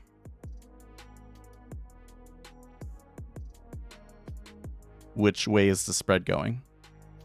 It's going down. Okay. So in the current environment, hawkishness is down and dovishness is up. So if our Federal Reserve meeting, if we anticipate that the Federal Reserve is going to be more hawkish, and I do believe in its rhetoric, it's probably going to try and be more hawkish. I don't know if the market's actually going to give them credit and interpret it as that way, but they're going to try to be hawkish. So if I was going to make a bet on that, then I would probably want to go short the knob spread. I would want to sell the spread in anticipation of it going down. And vice versa. When we're seeing things that are like, the economy is really slowing down and they're going to have to reduce interest rates soon, or we just think that they're going to reduce interest rates anyways, then you're seeing steepening. Many of these instances, like this day right here on the 21st. That I think was geopolitical volatility, right? And so the spread steepened there for a little bit. Okay, when things are getting scary, it tends to steepen. Okay, like when everybody's getting afraid, it tends to steepen. Those are really, really general rules. Okay, don't take those as like hard laws. Okay, that's just like the most simplistic way of looking at it. I find overall that trying to predict whether the yield curve is going to steepen or flatten at any one particular time extremely difficult. So I, at this time, do not take a whole lot of spread trades. I would really love to spend more time with the spreads, though. So, whatever. Like trade the 2 and 10 year spread on momentum or something like that is something that I might end up doing. Okay, well, guys, I almost forgot to mention this whole stream, but we are going to be on the Ninja Trader stream in about 10 minutes. So I am going to shut the stream down here, and I'll be over there in 10 minutes. But let's go find their channel so that I can, link you to it. So this is where we're going to be. I'm going to leave just a little bit early so that I have some time to get ready. But, so I'll see you guys over there in 10 minutes, all right? In the meantime, stay excellent, team.